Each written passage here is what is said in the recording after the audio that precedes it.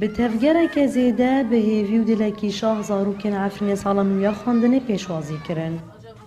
زاروک آنگو شاگرد نل دبستان الخلچیای کرمین سالان و دست پیدکن. لیبلی لکامپا در به دربون الهریما شهبا کولوی در سالک چو و یک دنهات و هنجی زاروکن در به در دبن چادره کی دالشون خواندنگهان فربونا خود بینن.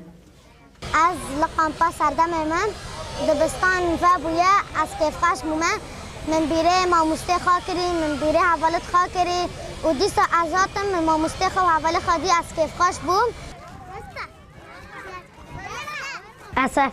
اسافی دیدی بین نکسفرین هم خون چندیم دونمون باش حربی اصواتم و داره جیم چانتا برم خون.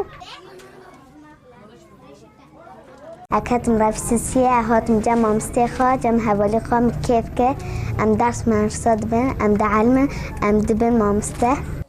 مامسته این عفنه کو اوجی تف شاگرد و خواندکارن خود در به دربونه به بریارن کو زاروک جه پرورده به پار نمینن. به زمان دایی که مامسته وانه یانددن زاروکان و در فتین دست وانده به شاگردان را پاروا دکن لی چه قاسبجی او نکارن زاروکان جه گرمه و سرمه بپارێزن لەوما پێدەڤیاوان بە ئالیکاریە هەیە.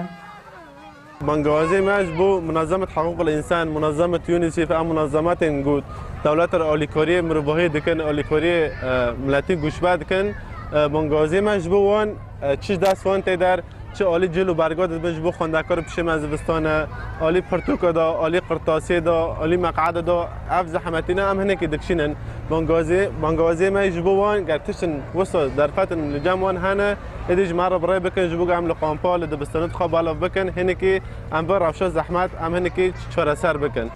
لشونا خواندنگه چادرکه لشونا دانشتکان حسیرکه سر عرضه و لشونا چنته نو دورکی نیلونه.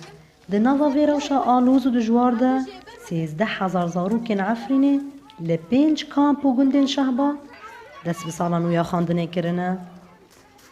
نوروز را شدنگ امریکا جه کامپا سردم یا پنابرن عفرینه شهبا